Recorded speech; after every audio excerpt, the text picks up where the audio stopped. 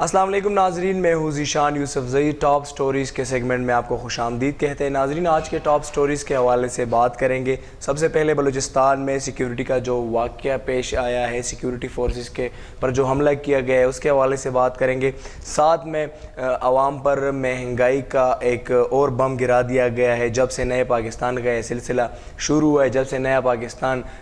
زیر تعمیر ہے، تو ہر روز آئے روز نئے آپ کو تبدیلیاں نظر آتی ہے، اور تبدیلیاں صرف اس میں نظر آتی ہے کہ ریٹس اوپر کی طرف جا رہے ہیں، بلکہ نیچے کی طرف کبھی آپ نے نہیں دیکھے ہوں گے کہ آئے ہیں۔ اس کے ساتھ ساتھ کووڈ کا جو فورتھ لیئر آنے کا خدشہ ظاہر کیا گیا ہے اس کے حوالے سے بات کریں گے، اور آخر میں بات کریں گے رنگ روڈ کا جو سکینڈل تھا اس میں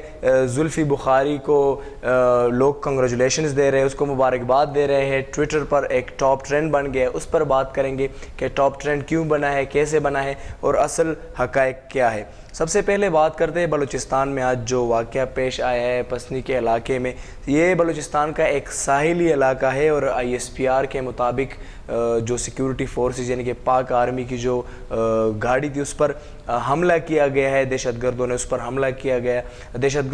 حملہ کیا اور بدقسمتی کے ساتھ پاک آرمی کا ایک کیپٹن عفان مسعود اور ایک جوان بابر زمان شہادت کے رتبے پر فائز ہو گئے ہیں۔ اس کے بعد خدا بخش بازار کا جو علاقہ ہے بلوچستان میں پسنی کے قریب، تو اس میں سرچ آپریشن بھی شروع کیا گیا ہے، اور ISPR کی جانب سے ایک بیان دیا گیا ہے اور بتایا گیا ہے کہ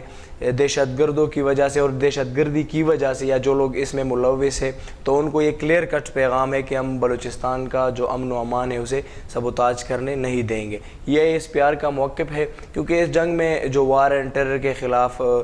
کی گئی ہے اس میں بہت سی قربانیاں ہم نے دی ہے، عام عوام نے، ہمارے سیکیورٹی فورسز نے بہت ساری قربانیاں دی ہے، تو اب نہیں ہونا چاہیے۔ اور یہ ایک فیکٹ ہے کہ بلوچستان کا یا جو جتنے ہمارے بارڈرز افغانستان کے ساتھ ٹچ ہے، تو اگر وہاں پر حالات خراب ہوتے تو ڈیفینیٹلی ایفیکٹس یہاں پر بھی ہوں گے، لیکن اللہ نہ کرے کہ وہ ایفیکٹس ڈائریکٹلی آ جائے، اور اللہ نہ کرے کہ بلوچستان میں بھی امن و امان کا جو صورتحال ہے جو پچھلے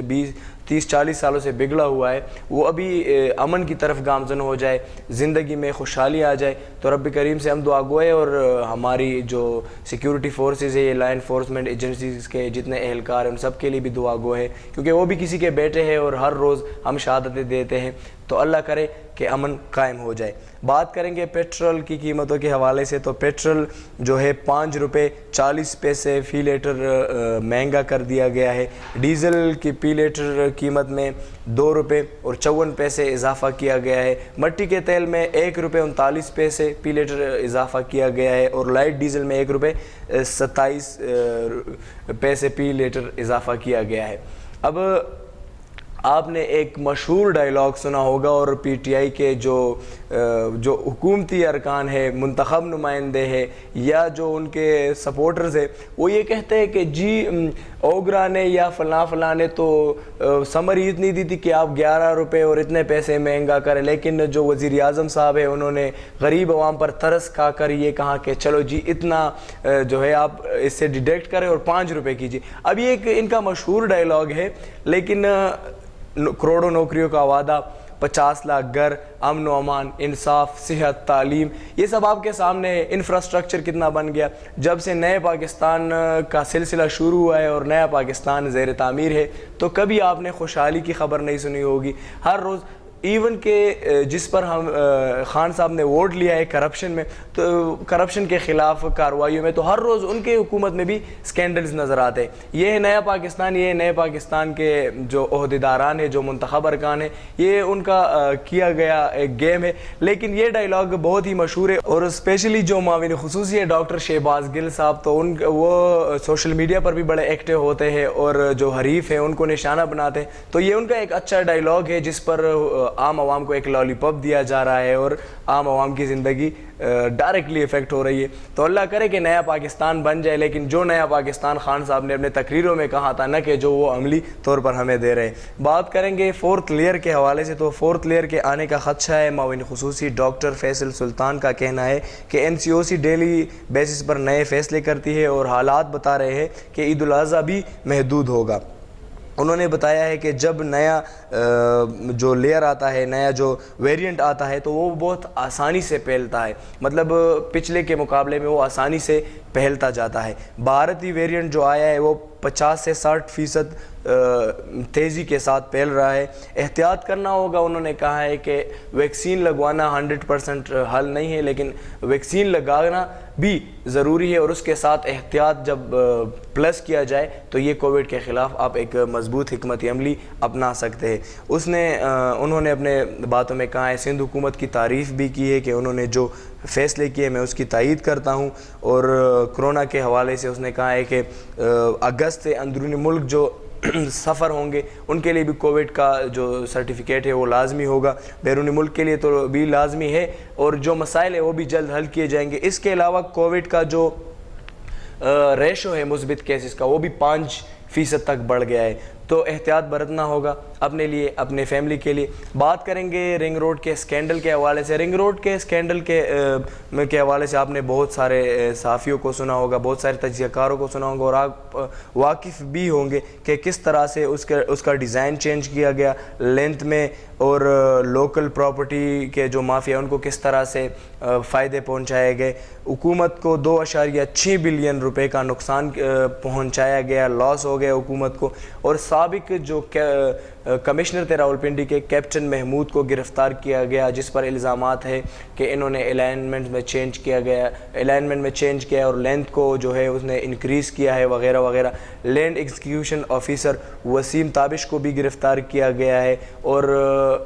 ڈی جی اینٹی کرپشن نے کل پریس کانفرنس کے دوران بتایا ہے کہ انہوں نے 12 پراپرٹیز خریدی ہے، اور اس کا جو ریٹ انہوں نے شو کیا ہے 1/3 کیا ہے، مطلب ریٹ میں بھی اس نے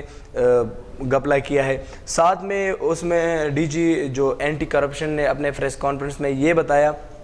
کہ 5 انٹرچینج مزید بنانے کا انہوں نے اس میں دیا تھا کہ بنایا جائے، اور وہ کنٹریکٹر کے ماں پر کہ جہاں کنٹریکٹر چاہیں وہاں پر بنایا جائے، اور کنٹریکٹر جب پراپرٹی یا ہاؤسنگ سوسائٹی جو ہے ان سے جتنے پیسوں کی ڈیمانڈ کرے وہ پابند ہوں گے کہ وہ دے، تو اس کے ذریعے وہ پراپرٹی یا ہاؤسنگ سوسائٹیز کو کنٹرول کرنا چاہتے تھے۔ اس سے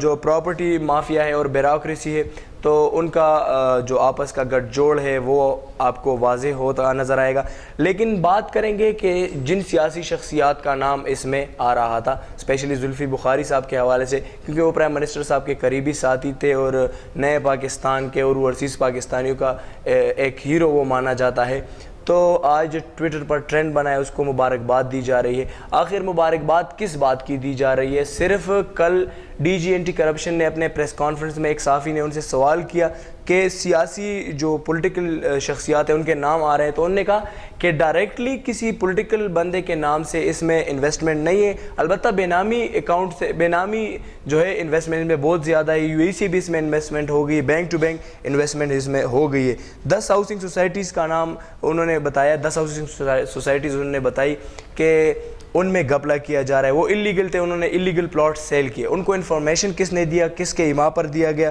ساتھ میں ان سے دباؤ کے حوالے سے پوچھا گیا تو انہوں نے کہا کہ ہم پر کسی قسم کا دباؤ نہیں ہے، اور اگر ہم کمشنر کو گرفتار کر سکتے، پاکستان کی تاریخ میں پہلی مرتبہ کسی کمشنر کو گرفتار کیا گیا، تو اس کا مطلب ہے ہم پر کوئی دباؤ نہیں ہے۔ ساتھ میں انہوں نے ان سے سوال کیا گیا کہ پرائم منسٹر اس کیس کو کس طرح دیکھتے، تو انہوں نے بتایا کہ پرائم منسٹر تو اسپیسیفک نہیں پورے ڈیٹیلز نہیں دیکھتے، لیکن بریفنگز دی جاتی ہے، اور اس حوالے سے ہم پرائم منسٹر سے اسپیسیفک ملاقات نہیں کرتے، البتہ جنرل ملاقات ہماری ہوتی رہتی۔ تو یہاں پر ایک بات میں ضرور بتاؤں گا کہ شادیانے بجانے کی اور خوشیاں منانے کی کوئی ضرورت نہیں، ابھی کورٹ کا فیصلہ نہیں آیا ہے، یہ صرف انہوں نے بریفنگ دی ہے، تو انتظار کیجئے اور خدا رہ اس ملک پر رحم کیجئے، جو لوگ ان میں ملوث ہیں ان کو سزا دی جائے، تو یہ ملک کے لیے، عوام کے لیے اور آنے والی نسلوں کے لیے بہتر ہوگا۔ اجازت دیجئے، اللہ حافظ۔